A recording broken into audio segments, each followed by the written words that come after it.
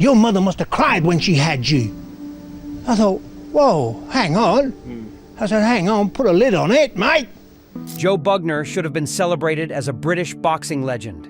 He won the British, European, and Commonwealth heavyweight titles. He fought Muhammad Ali twice and went the distance both times. His record was impressive, and his physical gifts were undeniable.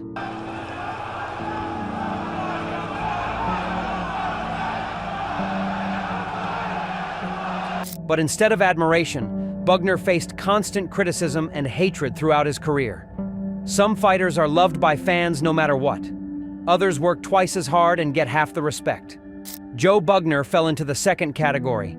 The boxing world never embraced him the way he deserved. Critics called him cautious and boring. They said he had the body of Tarzan, but fought like Jane. The British public turned on him despite his victories. From an isolated angle, Ali working on that cut of Bugner. See how every blow is going in toward that eye? Bugner. These criticisms created deep wounds that never healed. But worse than the media and fans were the fighters themselves. Certain opponents didn't just beat Bugner in the ring. They humiliated him, disrespected him, and made his life miserable. Some stole victories through questionable decisions. Others mocked his style and questioned his courage. A few became symbols of everything wrong with Bugner's career. Today, we're revealing the 6 boxers Joe Bugner hated the most. These weren't just tough opponents. They were men who damaged his reputation, crushed his confidence, and made him question his place in boxing. And all sorts of things was then announced, but as far as the discus is concerned, it's going very well. In fact, I'm quite surprised myself. From bitter British rivalries to devastating American defeats, these fighters left scars that lasted a lifetime. 6. Richard Dunn. Richard Dunn was supposed to be just another British heavyweight, but he became a thorn in Joe Bugner's side that never stopped hurting.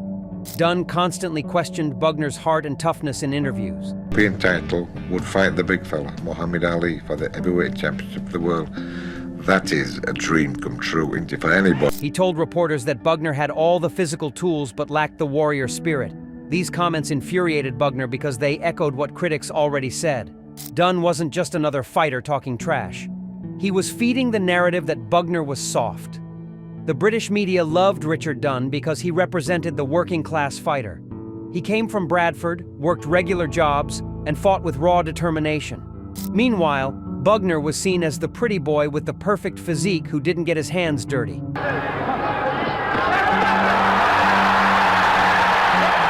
end of round 2. Journalists started building Dunn up as the real British heavyweight. They suggested Dunn had more heart than Bugner ever would. This comparison made Bugner's blood boil. When they finally fought in 1976, Bugner won by knockout. It should have silenced the critics and put Dunn in his place. But even in defeat, Dunn's camp dismissed Bugner's performance. They claimed Dunn wasn't properly prepared and made excuses for the loss. The respect Bugner craved never came. Instead, Dunn continued making comments about Bugner's cautious style and lack of killer instinct. What made the rivalry worse was what Dunn represented. He symbolized the British boxing establishment that never fully accepted Bugner. Despite being born in Hungary, Bugner moved to England as a child and considered himself British. But fans and fighters like Dunn always treated him as an outsider. The jealousy and resentment between them went beyond one fight.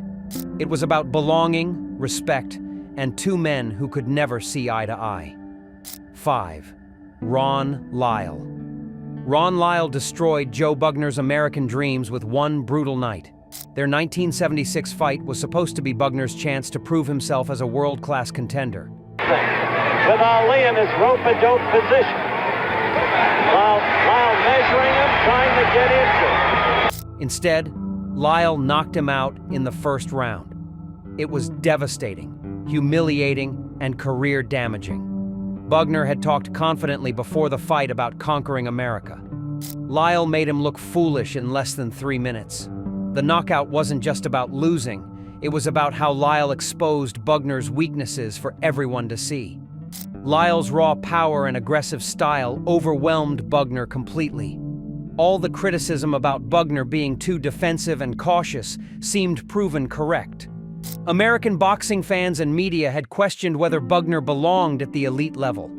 Lyle answered that question with a devastating exclamation point that echoed through Bugner's career. Lyle's camp showed no mercy after the victory. They mocked Bugner's European style as soft and inadequate for American boxing. Trainers and cornermen laughed about how easy Bugner was to figure out.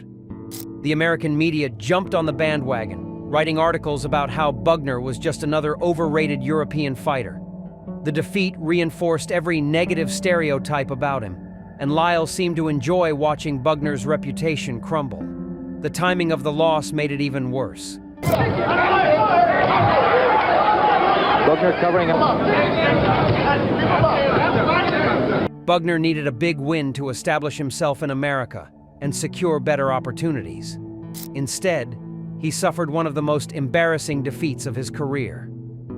The knockout became a highlight reel moment that followed Bugner everywhere. Every time someone questioned his ability to handle tough competition, they brought up Ron Lyle. That one-round beating became proof that Bugner couldn't compete with real punchers, and the shame never faded. 4. Ken Norton. Ken Norton made Joe Bugner look like an amateur on one of boxing's biggest stages.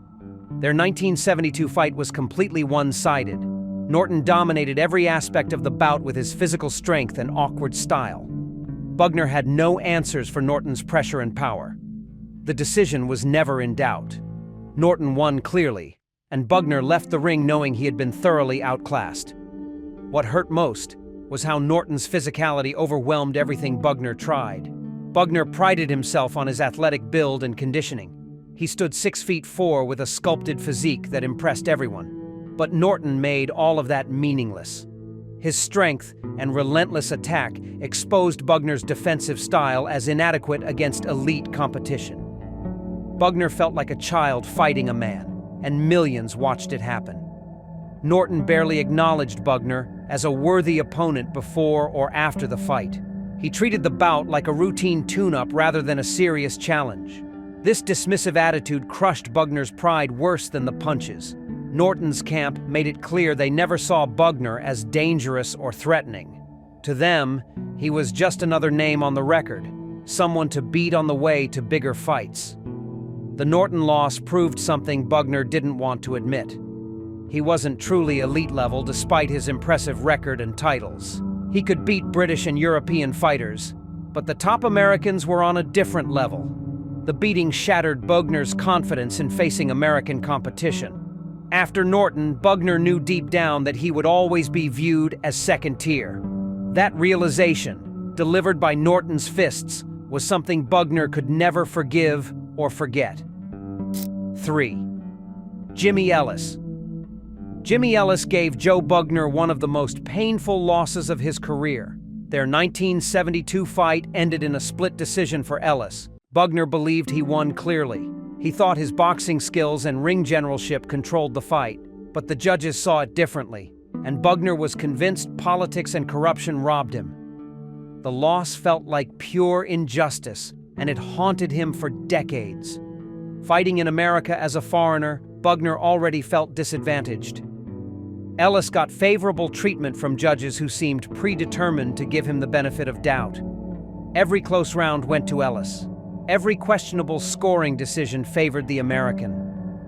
Bugner watched his performance get ignored while Ellis received credit he didn't deserve.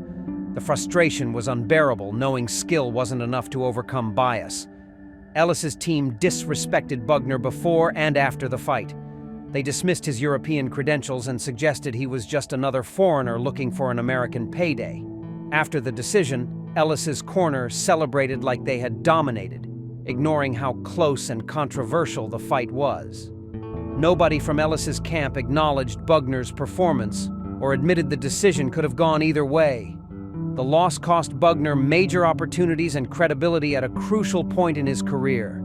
A victory over Ellis would have opened doors to bigger fights and better paydays. Instead, the defeat reinforced the narrative that Bugner couldn't win the important fights.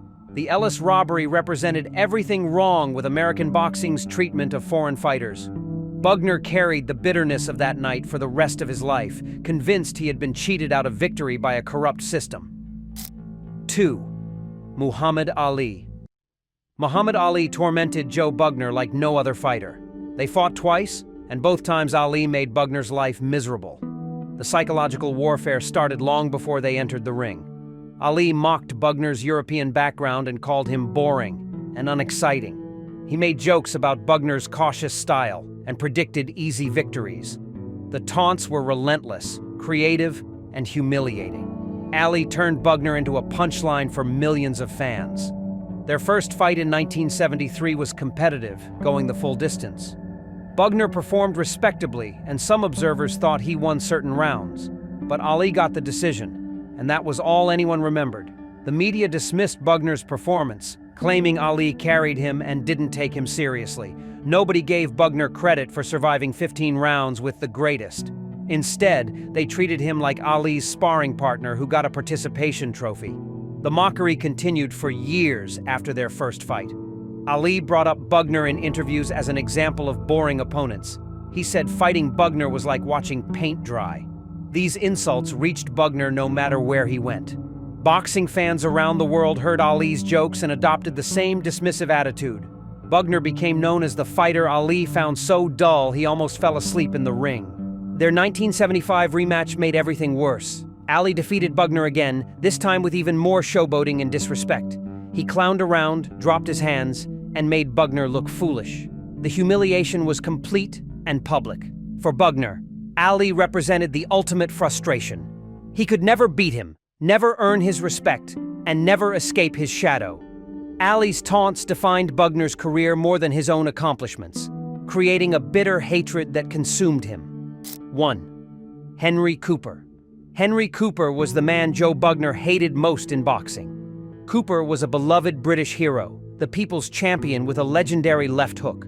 When Bugner defeated Cooper twice, he expected to inherit that love and respect. Instead, British fans turned on Bugner with shocking hatred. They booed him for beating their champion. They called him a traitor and a villain. Bugner won the fights but lost his country. The national hero status Cooper enjoyed drove Bugner absolutely insane. Cooper could do no wrong in British eyes. His cut-prone face and warrior spirit made him a legend. Meanwhile, Bugner had better skills, a perfect physique, and actual victories over Cooper. But none of it mattered. Fans loved Cooper's courage and hated Bugner's calculated style. The unfairness of this double standard ate away at Bugner constantly.